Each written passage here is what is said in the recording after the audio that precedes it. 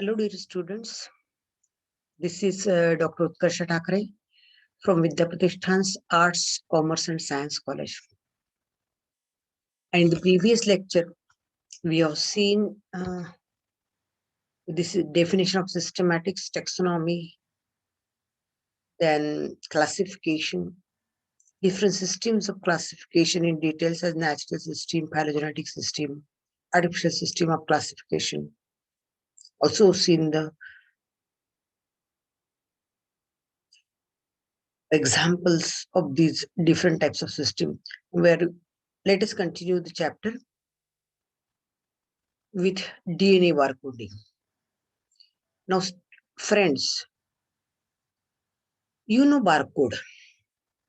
Barcode is generally when you visit any shop, whatever the commodities you buy, म्हणजे जे material तुम्ही घेता, soap म्हणजे कॉस्मेटिक्स असतील काय त्याच्यावरती कधी कधी बारकोड असतो. तो बारकोड रीड केला जातो इलेक्ट्रॉनिकली आणि मग ती प्राइस बरोबर कॉम्प्युटर स्क्रीनला दिसते तुम्हाला. तर या बारकोड मध्ये काय असतं, what is the price, what is the manufacture date, म्हणजे त्या प्रॉडक्टशी रिलेटेड इन्फॉर्मेशन कोड लँग्वेज मध्ये तिथे त्या बार्स मध्ये असते, कोडेड असते बार्स मध्ये. Genetic latest of yes. Now DNA barcoding means what? It is a new method which is used to identify the species on the basis of DNA barcode. That means a DNA sequence. And this DNA sequence is brought from very tiny and small or smallest part of the living body, maybe a single cell or maybe tissue of an organism which is under study. So from the tissue of that organism which is under study, the DNA sequence is collected, and on the basis of the DNA sequence, new organism or species are identified. So DNA barcoding is a method of identification of species on the basis of DNA sequence, which is collected from the tiniest part of the organism. What it helps for? It helps for the study to identify, it helps for the identification of species. पहिली गोष्ट आपण पाहिलं की identification स्पेसिसचं identification करणं सोपं होतं. Secondly, to understand the ecological and evolutionary relationship between the living beings.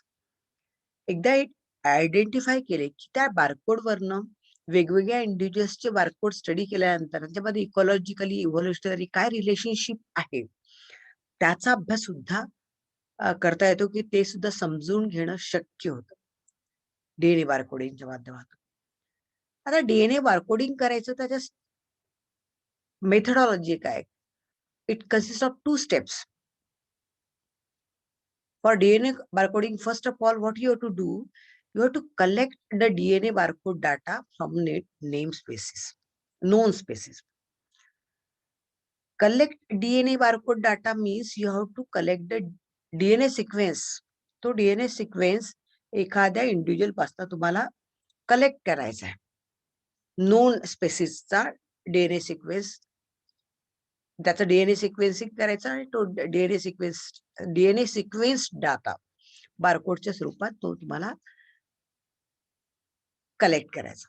So collecting the DNA barcode means collecting the DNA sequence of a known species.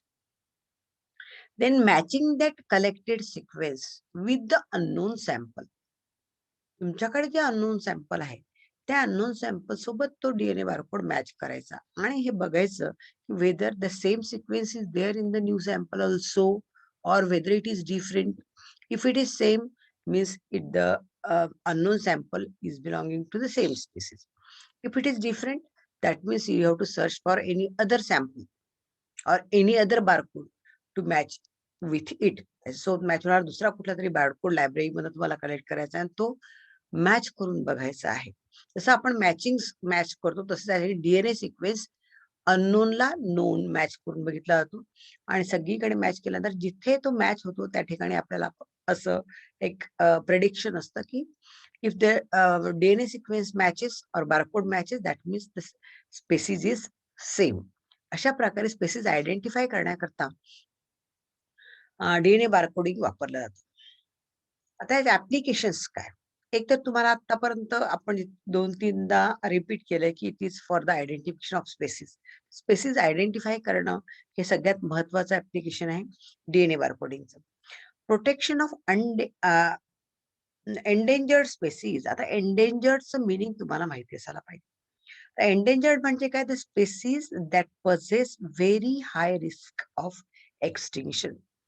म्हणजे अशा स्पेसिस, अशा प्रजाती की ज्यांची विशिष्ट काळजी जर आपण घेतली नाही, तर त्या नजीकच्या कालावधीमध्ये लयास जातील, म्हणजे नष्ट होतील. या पर्यावरणातून त्या नाहीशा होतील. जर त्यांची योग्य निगा राखली गेली नाही तर. म्हणजे ते आता अशा स्पेसिस ज्या आता अ, नष्ट होऊ पाहत आहेत, अशा स्पेसिसला म्हणतात एंडेंजर्ड स्पेसिस. तर अशा एंडेंजर्ड स्पेसिसला प्रोटेक्ट करण्याकरता डीएनए बारकोडिंगची मदत होते.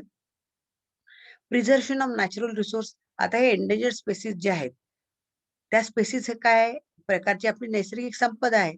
तर ह्यांना आपण प्रिझर्व्ह करणार आहोत म्हणजेच काय? आपण आपल्या नॅचरल रिसोर्सेसला आपण प्रिझर्व्ह करतो. So for preservation of natural resources the DNA barcoding is important. Pest control in agriculture. ॲग्रिकल्चरमध्ये पेस्ट कंट्रोल करण्याकरता डीएनए बारकोडिंगचा वापर केला जातो. म्हणजे डीएनए नोन पेस्टचा डीएनए सिक्वेन्स जर तुमच्याकडे असेल, तो तुम्ही मॅच केला तर पेस्ट कोणता आणि होस्ट कोणता हा तुम्हाला आयडेंटिफाय करता येईल आणि पेस्ट कंट्रोल तुम्हाला त्या ठिकाणी करता येतं. सो पेस्ट कंट्रोल ॲग्रिकल्चरमध्ये करण्याकरता सुद्धा डीएनए बारकोडिंग वापरलं जातं. Identifying the disease vector. एखाद्या डिसीजचा वेक्टर कोणता आहे, तो आयडेंटिफाय करता येतो. आता वेक्टर म्हणजे काय? तुम्हाला मलेरिया हा डिसीज माहिती आहे. It is caused by malaria is caused by डाव हिवताप. मग डासांना दूर करा आणि हिवताप टाळा म्हणतो की ते. तर ते फिमेल एनेफ्रिस मस्किटोमुळे तो होतो. मस्किटो बाईटमुळे. ॲक्चुअली तो मलेरियल पॅरासाइट त्या फिमेल अनाफिलीस मॉस्किटोच्या प्रोबॉसिसवर असतो आणि तो प्रोबॉसिस जेव्हा ते फिमेल अनाफिलीस ज्याच्या प्रोबॉसिसवरती मलेरियल पॅरासाइट आहे, ती जर हेल्दी पर्सनला त्या फिमेल अनाफिलीस मॉस्किटोने जर बाईट केलं हेल्दी पर्सनला, तर the person suffers from the malaria. So here that mosquito, female anaphylis, act as a vector. So it is a carrier, it act as a carrier for the parasite, malarial parasite. So such carriers are called as vectors. त्या कॅरियर्सला आपण काय म्हणतो? Vectors. ठीक आहे. Vectors are the organisms or the individuals which carry one pathogen from the other, one body to other body. ते असं ट्रान्समिशनचं काम करतात किंवा कॅरिंगचं काम करतात. त्यांना म्हणायचं व्हेक्टर्स. ना authentification of natural health products and identification of medicinal plant. एखादा हेल्थ प्रॉडक्ट आहे, समजा आता अगदी सोपं उदाहरण घेऊ, हनी. आपण म्हणतो की सगळीकडलं मध काही चांगलं असतं, काही ठिकाणी फक्त साखर मिसळलेली असते. मग आता हा हेल्थ प्रॉडक्ट आहे, हा प्रॉडक्ट ऑथेंटिक आहे की नाही हे बघण्याकरता डीएनए सिक्वेन्सिंगने आपल्याला ते बघता येईल. किंवा एखादं प्लांट प्रॉडक्ट आहे. समजा ॲलोव्हेरा आहे. तर ॲलोव्हेराच्या जेलमध्ये ॲलोव्हेराचे काही हे असणार आहे, बायोकेमिकल्स त्याच्यामध्ये असणार ते जेलमध्ये. जर त्याचा डीएनए सिक्वेन्स नीट केला आणि तो ॲलोव्हेराचा डीएनए सिक्वेन्स तिथे मॅच झाला, तर आपण म्हणू की प्रॉपर मेडिसिनल प्लांटपासून ते मिळालेलं आहे. जर तो मॅच होणार नसेल, तर आपण म्हणतो की समथिंग इज फिशी. काहीतरी चुकलेलं आहे किंवा काहीतरी या ठिकाणी बनवाबनवी झालेली आहे. तर ऑथेंटिफिकेशन म्हणजे काय? की त्याची विश्वासार्हता त्या ठिकाणी तपासली जाते. तर ती एखाद्या मेडिसिनल प्लांटची किंवा मेडिसिनल प्रॉडक्टची विश्वासार्हता आपल्या डीएनए बारकोडिंगनी तपासता येऊ शकते. So these are the applications of DNA barcoding. One is protection of endangered species, याचं meaning आपण बघितलं. प्रिझर्वेशन ऑफ नॅचरल रिसोर्सेस, आपण एखादी स्पेसिस जेव्हा वाचवतो त्यावेळेला आपण नॅचरल रिसोर्स प्रिझर्व करत असतो. So second application is preservation of natural resources. Third is paste control in agriculture. Agriculture म्हणजे टार्गेट पेस्ट कोणती आहे, म्हणजे ज्याच्यावरती आपल्याला जंतुनाशक फवारायचं आहे ते तण कोणतं आहे आणि ऍग्रिकल्चरल प्लांट कोणता आहे याचा आयडेंटिफाय करण्याला मदत होते. आणि म्हणून मग पेस्ट कंट्रोल करता सुद्धा डीएनए बारकोडिंगची मदत होत असते. आयडेंटिफाईंग द डिसीज वेक्टर्स जे पॅथोजेनिक ऑर्गॅनिझमला कॅरी करतात टू द हेल्दी ऑर्गॅनिझम, त्या वेक्टर्सला आयडेंटिफाय करण्याकरता सुद्धा डीएनए बारकोडिंगची मदत होते. आणि authentification of natural health product and medicinal plant, त्या ऑथेंटिफिकेशन करता सुद्धा डीएनए बारकोडिंग महत्वाचा रोल प्ले करतो. So these are the applications of DNA barcoding. Now next is taxonomic categories. आता आपण क्लासिफिकेशन कडे वळतोय तर त्याच्यामध्ये वेगवेगळ्या टॅक्सॉनॉमिक कॅटेगरीज वापरल्या जातात. And this taxonomic categories form the hierarchy. एक प्रकारे एक step by step they form a hierarchy. Hierarchy म्हणजे चढण किंवा उतार, त्याला म्हणायचं hierarchy. It represents the series of or hierarchy of ranks of categories, different ranks of categories. Taxonomic categories are arranged in the hierarchy and they represent the different ranks of classification from highest rank to the lowest rank. Highest rank कुठली classification system मधली ती आहे kingdom, आणि lowest rank कोणती ती आहे correct species. Lowest rank is species. Since the category is the part of overall taxonomic arrangement, ह्या सगळ्या categories kingdom, class, division, class, order, family, these are the categories. So these categories are arranged in the taxonomic, there is a taxonomic arrangement of these categories starting from kingdom to the species. These categories are called as taxonomic categories. या categories ला आपण काय म्हणतो taxonomic categories because they are arranged in indented उतार highest category to lowest category. So indented manner मध्ये ह्या arrange असतात आणि त्यांच्या ह्या टॅक्सॉनॉमिक अरेंजमेंटमुळे या कॅटेगरीजलाच आपण टॅक्सॉनॉमिक कॅटेगरीज असं सुद्धा म्हणतो. आणि यांची एक हायरार्की आहे, म्हणजे एक क्रम आहे. आपण हायेस्ट कॅटेगरी जर किंगडम पकडली तर किंगडम पासून स्पेसिस उतरता क्रम आहे. स्पेसिसचा कन्सिडर केला स्पेसिस पासून तर किंगडम पर्यंत तो एक चढता क्रम आहे. Species, genus, family, order, class, then division, then kingdom, अशा पद्धतीची ती हायरार्की आपल्याला दिसते. साधारणपणे बेसिक 7 कॅटेगरीज आहेत. त्या कोणत्या? Kingdom, division 2, class 3, order 4, family 5, genus 6 आणि species 7. So these are the 7 basic categories which are generally used in the hierarchy of taxonomic categories. Taxonomic categories hierarchy मध्ये ह्या 7 categories prominently use केल्या जातात कुठल्याही classification system मध्ये. These are compulsory categories. Many times some of the categories they are subdivided as subclass, subfamily, likewise suborder. So besides some faculty to categories are divided as suborder, subfamily, etc., subclass, subdivision, likewise, and they are used as per the need. जर फार vast एखादी family असेल त्याच्यामध्ये काही सब families पण add करतात. Class असतील त्याच्यामध्ये सब क्लासेस, म्हणजे कधी क्लास डायकोटोनल असेल त्याच्यामध्ये पॉलिपेटाली आणि गॅमोपेटाली, म्हणजे पेटल्स फ्री आहेत की फ्युज्ड आहेत असे पण त्याच्यामध्ये अकॉर्डिंगली तिथे 2 सब क्लास वापरल्या, पॉलिपेटाली आणि गॅमोपेटाली. तर अशा पद्धतीने ह्या ज्या बेसिक कॅटेगरीज आहे ह्या कधी कधी सब डिवाइड होतात in as sub order, sub class, sub family, sub division etc. Let us see the details of each hierarchy. आता ह्या हायरार्कीचे डिटेल्स बघण्याच्या अगोदर आपण टॅक्सॉनॉमिक कॅटेगरीज पहिल्यांदा बघू. कोणकोणत्या आहेत taxonomic categories? Kingdom as highest category, नंतर मग डिव्हिजन, मग क्लास. या ठिकाणी ही सब डिवाइड झाली आहे सब क्लास. मग सिरीज, ही काही ठिकाणी सिरीज वापरली, सगळीकडे सिरीज ही कॅटेगरी वापरली जात नाही. Order is a compulsory category. Then family, genus and species.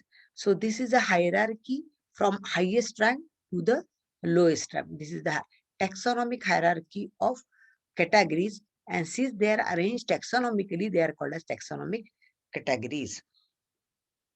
Now let us see in details the taxonomic categories. Now these taxonomic categories, in case of these taxonomic categories, different taxons are there. आता belonging to a particular category, प्रत्येक कॅटेगरीला belong करणारे एक विशिष्ट taxon त्या ठिकाणी असतो. त्या टॅक्सॉन म्हणजे काय आपण प्रिव्हियस लेक्चर मध्ये पण बघितलं.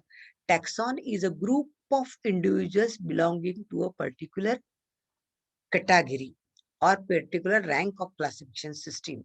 So it is a taxonomic group.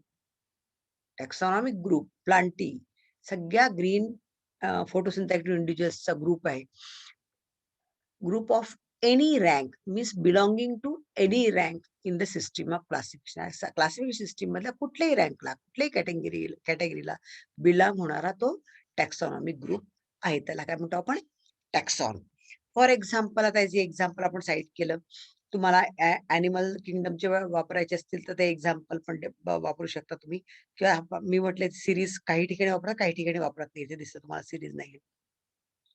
तर ॲनिमल किंगडम म्हटलं तर किंगडम येईल ॲनिमॅलिया. मग डिव्हिजन त्याचं एक एक्झाम्पल दिलंय कोब्राचं. नाजा नाजा म्हणजे कोब्रा. तर कोब्राचा किंगडम येतो ॲनिमॅलिया, कॉर्डेटा, रेप्टिलिया, सरीसृप वर्गात मोडतो, डायप्सिडा, स्क्वॅमेटा, इलॅप्सिडा. नाजा इज द जीनस, नाजा इज द स्पीसीस. किंवा प्लांटचा एक एक्झाम्पल छान दिलेला आहे की किंगडम इज प्लांटी, प्लांट आहे म्हटल्यानंतर ग्रीन फोटोसिंथेसिस, फ्लॉवरिंग प्लांट आहे देअरफॉर अँजिओस्पर्म. डायकोटिलिडोनस प्लांट आहे therefore class is dicotyledonae. Petals are free from one other, flower मध्ये पेटल्स विलग आहे एकमेकांपासून म्हणून त्याचा सब क्लास आहे पॉलिपेटाली. सिरीज आहे थॅलॅमिफ्लोरी, थॅलॅमस वरती सगळे इन फ्लोरल व्होल्स अरेंज असतात म्हणून त्याला थॅलॅमिफ्लोरी म्हणायचं. ऑर्डर माल्व्हॅलिस, फॅमिली माल्व्हेसी, कारण मोनोडल्फस स्टेमन्स याच्यामध्ये आहे. Genus is hibiscus and species is rosa sinensis. आपण बायनॉमिकल नॉमेनक्लेचर मध्ये बघणार आहोत की genus name starts with capital letter and species name starts with a small letter and they are always printed in italics. त्याप्रमाणे बघा तिथे सगळे normal printing आहे, पण जेव्हा आपण सायंटिफिक नेमचा जीनस आणि स्पेसिस देतो तर ते इटॅलिक प्रिंटिंग मध्ये आहे. त्या ठिकाणी हे इटॅलिक प्रिंटिंग मध्ये आहे. ह्या गोष्टीचं पालन आपण स्वतः जेव्हा तुम्ही तुमच्या जर्नल मध्ये सायंटिफिक नेम्स लिहिता तेव्हा आपण हे रूल्स पाळले पाहिजे. किंवा की जेनेरिक नेमचं फर्स्ट लेटर हे कॅपिटलच लिहिलं पाहिजे. स्पेसिफिक नेम किंवा स्पेसिस नेम हे स्मॉल लेटर मध्येच लिहिलं गेलं पाहिजे. जर तुम्ही हँड रिटन डेटा असेल तुमचा, म्हणजे तुम्ही स्वहस्ताक्षरात लिहिणार असाल तर scientific name it should be underline, and if it is printed it should be printed in italics. So these rules you study here in the chapter, you should follow whenever you will write in your textbook, in your notebook, or in your journal, or even while writing the exam paper.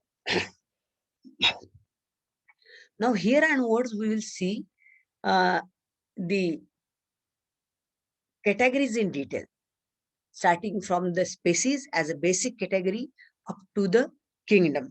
आता ह्या categories तुम्ही जेव्हा अभ्यासणार आहात त्यावेळेला तुम्हाला प्रत्येक कॅटेगरीचं description अभ्यासायचं आहे.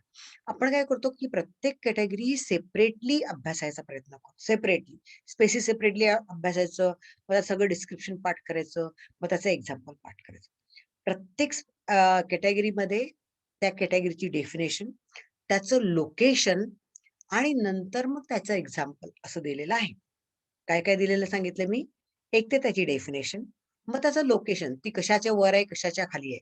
समजा स्पेसिस लोअर मोस्ट आहे, मग जीनसच्या वेळेस काय म्हणू आपण? Next to species. Family next to genus or higher to genus. Order higher to family. Series higher to order. Class higher to series, division higher to class, and kingdom higher to division, or it is the topmost or highest category. हे झाले त्याचे locations आणि मग त्याचे definition. आणि तिसरा point कुठला सांगितला मी? त्याचं एक्झाम्पल. समजा मी म्हटलं की similar species together form a genus, असं मी म्हटलं जीनसच्या वेळेस, तर कोणत्या दोन स्पेसिस एकत्र येतात, एक जीनस तयार करतात? फॉर एक्झाम्पल हिबिस्कस रोजा सायनान्सिस. दुसरा आहे एखादा आपण एक्झाम्पल, हिबिस्कस एस्क्युलॅन्टस म्हणजे भेंडी. आता esculentus is a different genus, rosa sinensis is a different genus. दोन स्पेसिस. रोजा सायनान्सिस एक स्पेसिस आहे आणि दुसरी एस्क्युलॅन्टस म्हणजे भेंडी. दोन स्पेसिस, पण त्याचा जीनस काय? Hibiscus. So same genus, different species together form the same genus. कारण काय? They are closely related. त्यांचे फ्लावरचा शेप, फ्लावरचे म्हणजे मोनोडाल्फस स्टेमन्स असतात त्यांच्या फ्लावर्समध्ये. तर हे रिप्रोडक्टिव्ह कॅरेक्टर सेम असल्यामुळे ते त्यांचा जीनस एक आहे. स्पेसिस वेगवेगळ्या काय आहे? कारण त्यांची फ्रूट मॉर्फोलॉजी वेगवेगळी आहे किंवा मॉर्फोलॉजिकल कॅरेक्टर्स पण वेगवेगळे आहे. लीफ याचं वेगळं दिसतं, याचं वेगळं दिसतं. ब्रांचिंग पॅटर्न, लीफचं डार्कनेस, जे काही मॉर्फोलॉजिकल कॅरेक्टर डिफरंट दिसतात आणि म्हणून त्याचा स्पेसिस वेगळे आहेत. पण रिप्रोडक्टिव्ह कॅरेक्टर सेम असल्यामुळे जीनस सेम आहे. तर असे एक्झाम्पल्स प्रत्येक ठिकाणी तुम्हाला द्यायचे आहेत. म्हणजे पुढे सगळं पुढचा अभ्यास हा अत्यंत सोपा आहे. फक्त तुम्हाला काय करायचं आहे की एकच गोष्ट लक्षात ठेवायची की spaces basic or lowermost or yes, fundamental or basic unit of classification, and similar species together form a genus. Allied species or similar species together form a genus. Similar genera or closely related genera forms the family. Okay, closely related families form the order. He hierarchy लक्षात ठेवली की तुम्हाला ह्यांच्या definition लक्षात येतात. Closely बेसिकच घ्यायच्या, फक्त सब नाही घ्यायच्या. Closely related order together forms the class or belongs to the same class. Closely related classes together forms the same division, and closely related division together forms a single kingdom. हे अशा पद्धतीने तुमच्या पुस्तकावर दिलेलं आहे, पण आपण ह्याच जे रिलेशन आहे ह्याचा अभ्यास करत नाही आणि आपण पाठ करायला बघतो. तर तसं ते करायचं नाही. Species is a basic unit of basic or fundamental unit of life. Okay. नंतर मग genus or genera, closely related species together form a genus. Closely related genera together form the family. Closely related families together form the order. Closely related order together form the class. Closely related classes together form the divisions, and closely related division together form the kingdom. फक्त आपण काय केलं की basic ज्या categories आहेत त्यांनाच consider केलं आणि ते तुमच्या याच्यामध्ये टेक्स्टमध्ये सुद्धा बेसिक कॅटेगरीज वापरल्या गेलेल्या आहेत. हे तुम्ही तुमच्या पण लक्षात येईल. आता आपण नेक्स्टला गेलो म्हणजे तुम्हाला नेक्स्ट टू नेक्स्ट स्लाइड मध्ये हे आहे, तेव्हा आपल्याला हे लक्षात येईल. Let us switch to the slide. Yes, let us switch to slide. Units of classification. Starting from the lowermost unit of classification, that is the species, is defined as a principal taxonomic unit or basic unit of classification. It is a basic unit of considered as a basic unit of classification. So species is considered as a basic unit of classification, where it is present ranking below a genus. कुठे located आहे? Below the genus. मी सांगितलं तुम्हाला location आणि definition ह्या दोन गोष्टी. तर डेफिनेशन काय? It is a basic unit of classification or fundamental unit of classification. And where it is located? Ranking below the genus. कुठे आहे located? म्हणजे टॅक्सॉनॉमिक हायरार्की मध्ये लोकेशन काय आहे? Below the genus. Location is below the genus. Then it is a group of organisms that can interbreed freely. So closely related spaces त्याच्या खाली रँकच नाहीये. त्याच्यामुळे आपण याची कॅरेक्टर आपल्याला आता स्पेसिफाईड द्यायला लागतील. सो स्पेसिस दोन एखादी एक किंवा त्यापेक्षा इंडिव्हिज्युअल्स जास्त इंडिव्हिज्युअल्स एका स्पेसिसला बिलॉंग करतात. केव्हा बिलॉंग करतात? When they can interbreed freely under the natural conditions. When the individuals of a population can interbreed freely, they can interbreed freely under natural conditions to produce the fertile progeny or fertile offspring, then they belong to the same species. एका स्पेसिसचे जे individuals असतात त्यांच्यामध्ये free interbreeding होतं under the natural condition. And it is also thought that they show most of the characters same. They show most of the character same. It is also thought to be indivisible, stable and static unit. म्हणजे ही इंडिव्हिजिबल unit, stable unit आहे असं consider करून म्हणजे त्याचा पुन्हा further तुकडे होऊ शकत नाही. अशी आहे की त्याच्यामध्ये maximum character because all the character are exactly similar. They are exactly similar to each other. So they cannot be divided further into subclass or any other category. So that's why known as basic unit of classification. In the modern taxonomy, subdivision of species such as subspecies, varieties, and populations are seen and given more importance. पण असं consider केलं जात होतं हे, पण आता modern ज्या टॅक्सॉनॉमिस्टनी काही क्लासिफिकेशन केले त्याच्यामध्ये स्पेसिसचं डिव्हिजन सबस्पेसिस मध्ये सुद्धा केलेलं दिसून येतं आणि त्याला महत्व दिलं गेलेलं आहे. आता अशा प्रकारच्या सिस्टीम्स खरं म्हणजे माझ्या पण अभ्यास माझ्या लाईफ टाईम मध्ये जेव्हा मी स्टुडंट होते तेव्हा सिलेबस मध्ये नव्हत्या. अजूनही तुमच्याही सिलेबस मध्ये ते आलेलं नाही. पण आता मॉडर्न टॅक्सॉनॉमीमुळे ते वापरण्याचा प्रकार केलेला आहे असं फक्त तुम्हाला इन्फॉर्मेशन दिलेली आहे.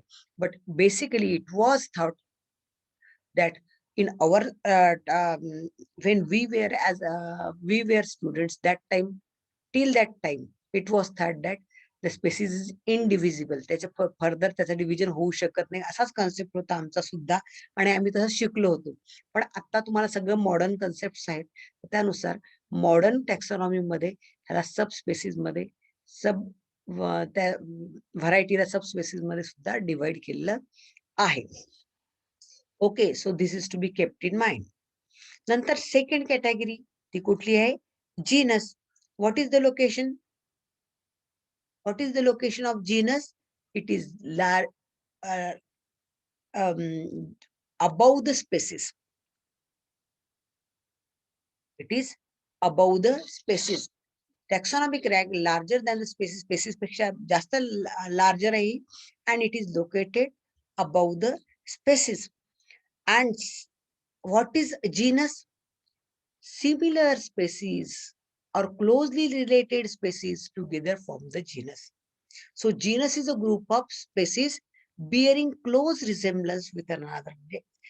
फार साम्य असलेल्या स्पेसिस एकत्र येतात आणि जीनस तयार करतात. Means closely related species together form a genus. आलं लक्षात? तेच जे मी तुम्हाला हायरार्की मध्ये सांगितलं, फक्त वाक्यरचना बदलायची, तुम्हाला पाठ करणं किंवा लक्षात टाकणं सोपं होतं. तेच म्हटलंय, group of species bearing close resemblance, ज्यांच्यामध्ये फार साधर्म्य आहे अशा स्पेसिस एकत्रितपणे काय तयार करतात? जीनस.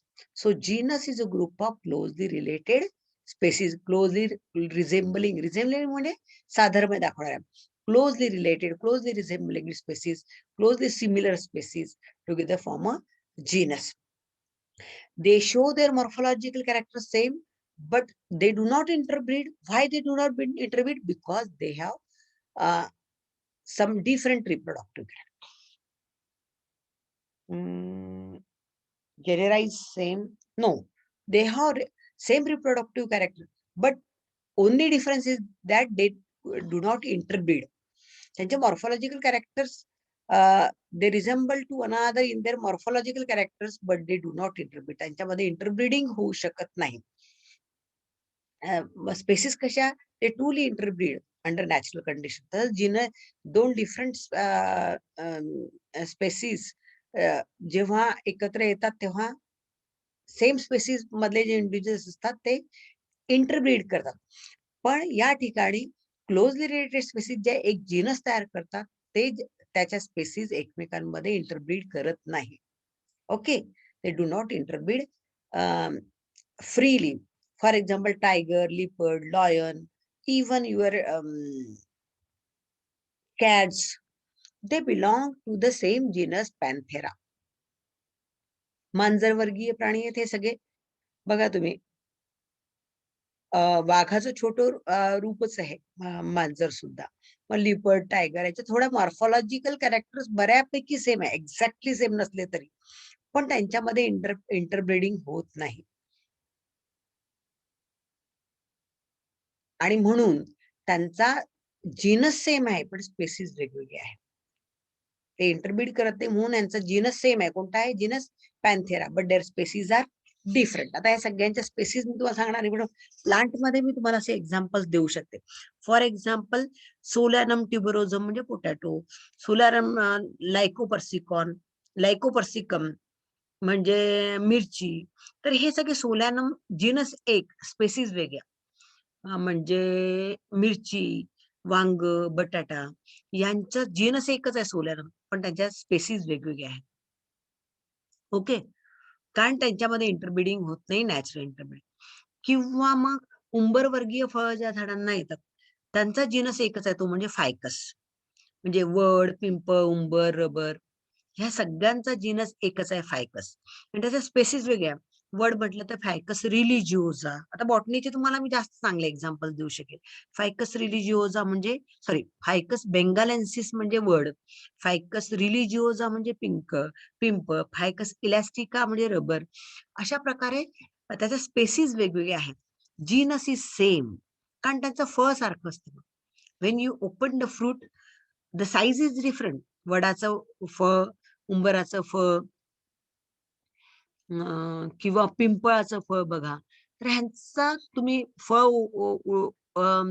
अंजीर बघा, अंजीर त्याच कॅटेगरीमध्ये येतं. त्याच्या फळाची साईज छोटी मोठी असू शकते, पण morphologically they are same, structurally they are same, therefore belong to the same genus and species are different. Species different आहे पण जीनस सेम आहे, कारण त्यांच्यामध्ये फ्री इंटरब्रीडिंग होऊ शकत नाही. मॉर्फॉलॉजिकल कॅरेक्टर सेम असतात, पण रिप्रोडक्टिव्ह स्ट्रक्चर्स एक्झॅक्टली सिमिलर असत नाही. जसं तुम्हाला मी जास्त चांगलं उदाहरण सांगितलं फायकस च, किंवा मग लिंबूवर्गीय फळ बघा, आंबा, लिंबू, संत्रा, मोसंबी याचं फळ कमी अधिक प्रकारही सारखा आहे. लिंबू पण पूर्ण कापलं त्याच्यामध्ये बरोबर कंपार्टमेंट, संत्र्यामध्ये पण कंपार्टमेंट दिसतात तुम्हाला कट केल्यानंतर, मोसंबीमध्ये पण कंपार्टमेंट दिसतात फळ काटल्यानंतर. त्याच्यामुळे ज्युसी हेअर्स असतात, त्यात ते लिंबूमध्ये आहेत, संत्र्यामध्ये आहे, मोसंबीमध्ये पण आहे. Genus is same, that is citrus. कारण रिप्रोडक्टिव्ह ऑर्गन्स हे टू सर्टन एक्सटेंट सेम असतात, एक्झॅक्टली सेम असत नाही, पण टू सर्टन एक्सटेंट सेम असतात. मग तुम्ही बघितलं तर त्यांच्यामध्ये मॉर्फॉलॉजिक पण एक्झॅक्टली सेम असत नाही, पण त्यांच्यामध्ये इंटरब्रीडिंग होत नाही. They do not interbreed. So their genus is same and their species are different. मी तुम्हाला सोलॅनमचं एक एक्झाम्पल सांगितलं, फायकसचं एक एक्झाम्पल सांगितलं, आणि सिट्रस म्हणजे लिंबूचा जीनस. तर जेनेरा एक, पण स्पेसिस वेगवेगळ्या. Why? Because they are morphologically similar, but they do not interbreed with each other, and therefore their examples are different. लक्षात. आता नेक्स्ट कॅटेगरीला जाऊया आपण. That is a family. आता फॅमिली म्हणजे closely related genera together form the family. Family represent closely related genera. आता हेच वाक्य तुम्ही सगळीकडे वापरू शकला. स्पेसिस फंडामेंटल युनिट, नंतर मग genera closely related species together form or genus represent closely related species. असं हे वाक्य असं प्रत्येकाला वापरलं तरी चालतं. इथे आता ऑर्डरला order is represent a group of closely related families. Class represent a group of closely related orders. किंवा मग division represents a group of closely related orders, classes. Then kingdom uh, constitutes or represent the closely related division. अशा पद्धतीने तुम्ही त्याची definition देऊ शकता. हे मी सुरुवातीलाच तुम्हाला क्लू दिला होता. ते एक वाक्य तुम्ही सगळेजण व्यवस्थित जर तुम्ही हायरार्की लक्षात ठेवली तर तुम्हाला लिहिता येत. एक गोष्ट लक्षात ठेवली तुम्ही. दुसरं म्हणजे त्याचं लोकेशन काय, the higher the rank higher to family, rank higher to class, rank higher to order. So family is a rank higher to genus, order is a rank higher to family, class is a rank order to higher to order. अशा पद्धतीने त्याचं location सांगायचं आणि नंतर मग example. बस 3च गोष्टी लक्षात ठेवायच्या. सगळ्या कॅटेगरीज तुम्हाला लिहिता येतात. कोणत्या 3 गोष्टी सांगितल्या? एक त्याची डेफिनेशन दॅट इट रिप्रेझेंट्स. दुसरं where it is located. Higher to previous जी कॅटेगरी असेल त्या कॅटेगरीच्या हायरला असते. समजा आपण फॅमिलीला म्हटलं, family is the rank higher to genus. Order म्हटलं तर order is a rank higher to family. Class म्हटलं तर class is a category higher to order. मग division is a category higher to class. आणि नंतर मग त्याचं एक्झाम्पल मात्र तुम्हाला ते लक्षात ठेवायला लागेल. आता closely related genera together forms the family. मग कोणकोणते जेनेरा, याचा एक्झाम्पल्सच डायरेक्ट दिलेलं आहे की जेने लाईक हिबिस्कस, गॉसिपम, सायडा, बॉम्बॅक्स. हे डिफरंट जेनेरा आहे. हिबिस्कस म्हणजे भेंडीचा किंवा आपण शू फ्लावर म्हणतो त्याचा. गॉसिपम हर्बॅकम म्हणजे कापसाचं झाड, त्याला कॉटन. नंतर मग सायडा, बॉम्बॅक्स. हे सगळे जेनेरा एकाच फॅमिलीचे मेंबर आहेत. हे malvales. Because all of these members they show their flowers with monoid alpha stamens. त्यांच्यामध्ये मोनोइड अल्फा स्टेमन्स असतात. तर मोनोइड अल्फा स्टेमन्स वगैरे तुम्ही जेव्हा फॅमिली शिकणार, मीच शिकवणार तुम्हाला फॅमिलीज, त्यावेळेला मी मोनोइड अल्फा स्टेमन्स तुम्हाला शिकवेल. कारण मालवेसी फॅमिली तुम्हाला अभ्यासाला आहे, त्यावेळेला मी ते शिकवेल. आता मी तुम्हाला बिलकुल त्याच्याबद्दल डिटेल सांगणार नाही, कारण इथे टाइम कन्झ्युमिंग असेल ते, आणि हे तुम्ही पुढे शिकणार आहात. Okay. Cat also belongs to, आता animals मधलं example. Cat also belongs to the family of leopard, tiger, lions. यांची जी फॅमिली आहे फेलिडी, त्या फेलिडी फॅमिली मध्येच कॅट, डॉग नाही, डॉग हा वेगळा. कॅट, लिपर्ड, टायगर, लायन हे सगळे इंडिव्हिज्युअल्स एकाच फॅमिलीचे मेंबर आहेत. Though their generas, though they are belonging to the different genera. Okay. नंतर मग ऑर्डर. ऑर्डर म्हटल्यानंतर पहिल्यांदा डेफिनेशन घेतली आपण. काय? Group of closely related families forms the order. Then order thus is a step about the family. आता ही प्रत्येक ठिकाणी वाक्यरचना वेगळी वापरली, आपण एकच कंटेंट ठेवायचा. The order is a category higher to family. एक सेंटेन्स ठेवायचा. Order is a category higher to family. मग फक्त हायरार्की लक्षात ठेवून त्याचं लोकेशन सांगायचं. नंतर आता पुढे काय, आपल्याला एक्झाम्पल सांगायचं आहे. The members belonging to the order, the members belonging to the same order but different families may show few dissimilarities. आता त्याच्यामध्ये काही डिसिमिलॅरिटीज एकाच ऑर्डर मध्ये येणाऱ्या ज्या फॅमिलीज आहेत त्यांच्यामध्ये काही डिसिमिलॅरिटीज तर असणारच. सारखे सिमिलर असतील तर त्या एका ऑर्डरला एकाच फॅमिलीमध्ये राहतील. फॉर एक्झाम्पल, आता एक्झाम्पल लागेल, फॅमिली पापावरेसी, ब्रासिकेसी. तुम्ही हे नंतरचं काहीच लक्षात नाही ठेवलं, तुम्हाला असं वाटलं कठीण जातं हे लक्षातलं, काहीच नाही. 3च मुद्दे लक्षात ठेवायचे. एक डेफिनेशन, दुसरं त्याचं लोकेशन, तिसरं फॉर एक्झाम्पल. इनफ. त्याच्यावरती काही त्याच्यापेक्षा दुसरं काही विचार एमसीक्यू पण मध्ये पण विचारणार नाही तुम्हाला. So for example, family papaveraceae, brassicaceae, capparidaceae are the families belonging to the same order, that is parietales. कारण ह्या सगळ्या फॅमिलीच्या फ्रूटमध्ये परायटल प्लासंटेशन असतं, म्हणून ते त्यांची एकच ऑर्डर आहे, कोणती? परायटॅलिस. नंतर एनिमल्स मधलं एक्झाम्पल दिलं, families of dogs and cats thought though are different, they belonging to the same order, carnivora. Dog आणि कॅटची फॅमिली डिफरंट बघितली आपण. डॉगची फॅमिली कोणती बघितली? कॅनिडी. आणि कॅटची फॅमिली कोणती बघितली? फेलिडी. ह्या दोघांच्या फॅमिलीज वेगळ्या आहे, पण त्यांची ऑर्डर सेम आहे, कोणती? Carnivora. Because they are carnivorous, therefore their order is carnivora. नंतर गेलो आपण क्लासला. पुन्हा आपला सोपा फॉर्म्युला ठरलेला आहे की पहिल्याची डेफिनेशन काय म्हणणार आपण? Family represent a group of order, similar order, or related order, closely related order. So distinct taxonomy belong biological classification having its own distinct name. हे सोडून द्यायचं आपण जास्तीचं. It's group higher taxonomy rank than the order. Order ची higher rank आहे म्हटलं, तुम्हाला सांगितलं लोकेशन. त्याच्यात हे काय करणार आपण? डेफिनेशन. डेफिनेशन काय करणार आपण? That class is class represents the group of closely related orders. नंतर जाणार डायरेक्ट आपण एक्झाम्पलला जाणार. एक्झाम्पल काय? इथे लिहिलंच आहे बघ, class is the assemblage of closely related orders. हे जास्तीचे जे वाक्य आहेत त्यांना बिलकुल सोडून द्यायचं, ते तुम्हाला कन्फ्युज करतात, तुमचं प्रिपरेशन नीट होत नाही. आणि म्हणून मग आपण फक्त एक एक्स्ट्रा इन्फॉर्मेशन दिलेली असते, थोडीफार चेंज करू, थोडस वाक्यरचना चेंज करू. नंतर मग आपण तिसरा पॉइंट कुठला आहे आपला? की याचं example. For example, order carnivora primates belonging to the class mammalia. Primates आणि कार्निव्होरा ह्या दोन्ही पण ऑर्डर एकाच क्लासमध्ये मोडतात, ते म्हणजे मॅमेलिया, सस्तन प्राण्यांचा.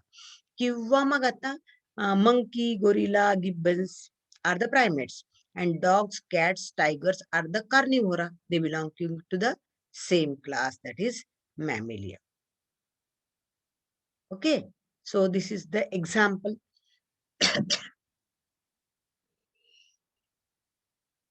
प्लांट मधलं पण एक्झाम्पल देऊ शकलो असतो, क्लास डायकोटिलिडा आणि क्लास मोनोकोटिलिडानी. डायकोटिलिडानीचे वेगवेगळे ऑर्डर्स घेतले असते आपण, आणि एकच क्लास दाखवला असतात, आणि मोनोकॉटचे वेगवेगळे ऑर्डर्स घेतले. ठीक आहे. Division and phylum. डिव्हिजन्स कोणते? डायकोटिलिडानी आणि मोनोकोटिलिडानीचे. आपण म्हटलं डायकोट आणि मोनोकोटचे आपण काय घेणार होतो म्हटलं मागच्या लेक्चरला. आपण प्रिव्हियसला जाऊया बरं, मी काय सांगितलं काही. क्लास, क्लास, क्लास नंतर डिव्हिजन. क्लास पॉलीपेटाली आणि गॅमोपेटाली, बरोबर आहे. पेटल्स फ्री असतील तर त्याला गॅमोपेटाली म्हणायचं, पेटल्स फ्यूज असतील त्याला गॅमोपेटाली म्हणायचं, पेटल्स फ्री असतील त्याला पॉलीपेटाली म्हणायचं. असे दोन क्लास करता आले असते. तिथे आपल्याला वेगवेगळ्या फॅमिली, वेगवेगळ्या ऑर्डर्सच्या मेंबर्सचे. नेक्स्टला जाऊया आपण, यातूनच जावं लागेल आपल्याला. ठीक आहे. नंतर मग नेक्स्ट कॅटेगरी येतं, that is a division. Animals मध्ये तीच कॅटेगरी फायलम म्हणून आपण वापरतो. आता याची पहिल्यांदा डेफिनेशन. डेफिनेशन काय? Closely related classes together forms the category that is division. So division is a category composed of related classes, means closely related classes. Okay. For example, division angiospermy include dicotyledone and monocotyledone. These two classes, dicotyledone and monocotyledone, are the classes that are included in the division angiospermy. म्हणजे सपुष्प वनस्पती मध्ये dicot seeds असू शकतात की monocot seeds असू शकतात. They belong to the division angiospermy, both the classes. Animal classification division is a subunit of category and family. Animal classification मध्ये ते आपण, मी तुम्हाला पहिले सांगितलं ते की ॲनिमल क्लासिफिकेशन डिव्हिजनच्या ऐवजी आपण फायलम ही कॅटेगरी त्या ठिकाणी वापरू. ठीक आहे. मग आता कधी-कधी ही डिव्हिजन नंतरची कॅटेगरी आहे ती किंगडम. ती किंगडम न घेता या ठिकाणी एक सब किंगडम पण कॅटेगरी टाकली त्यांनी, की different divisions together which are closely related division may form the sub-kingdom. For example, division angiospermy, division gymnospermy. म्हणजे सीड बेअरिंग आणि नॉन सीड बेअरिंग असं झालं. angiospermy आणि gymnospermy both are seed bearing. So they form the subkingdom phanerogams or spermatophyte. Sperma means seed, phyton means a plant.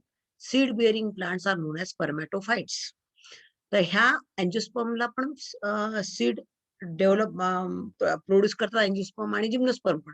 फक्त in case of gymnosperm seeds are naked and in angiosperm the seeds are enclosed in the ovary, or you can see if they are seeds they are enclosed inside the fruit.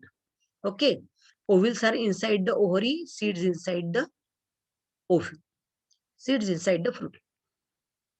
कारण ओव्हिलचं conversion मॅच्युरिटीला कशामध्ये होतं, तर seeds मध्ये होतं.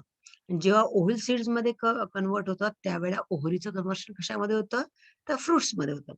म्हणून आपण angiosperm मध्ये असं म्हणतो की in case of angiosperm ovules are present inside the ovary, or at maturity you can say the seeds are present inside the fruit. पण जिम्नोस्पर्म मध्ये ovary is absent, therefore ovules are naked. Even the seeds are also naked. Then last and topmost and highest category of classification, taxonomic categories is the kingdom. So kingdom is the highest taxonomic categories consist of closely related subkingdoms. किंवा तुम्ही सबकिंगडम ही category नाही घेतली तर closely related division म्हणू शकता. सबकिंगडम phanerogams and cryptogams together forms the kingdom Plantae, which include all green photosynthetic plants, while all animals are included in the kingdom Animalia. आता Animalia मध्ये मात्र आपण सब किंगडम्स बघितले नाही. सगळे ॲनिमल्स याच्यामध्ये seed bearing non seed bearing हे दोन प्रकार असल्यामुळे हे सब किंगडम ही एक सब कॅटेगरी त्या ठिकाणी वापरलेली आहे. So as per the need this sub categories are use. Subcategories are used as per the need. So this is the easy way to describe the different categories. त्याच्यामध्ये एकच गोष्ट तुम्हाला 3 पॉइंट सांगितले मी. एक डेफिनेशन, दुसरं लोकेशन आणि तिसरं example. आता डेफिनेशन आणि लोकेशन तुम्ही हायरार्की पूर्ण जी लक्षात ठेवली, टॅक्सॉनॉमिक हायरार्की, तुम्हाला त्या हायरार्कीवरनं लोकेशन आणि डेफिनेशन सांगता येते. आणि मग तिसरं राहिलं ते एक्झाम्पल, ते मात्र तुम्हाला प्रत्येक ठिकाणी नीट पाठ करून लक्षात ठेवायचं आहे. या ठिकाणी मला असं वाटतं आपण थांबू. Thank you very much.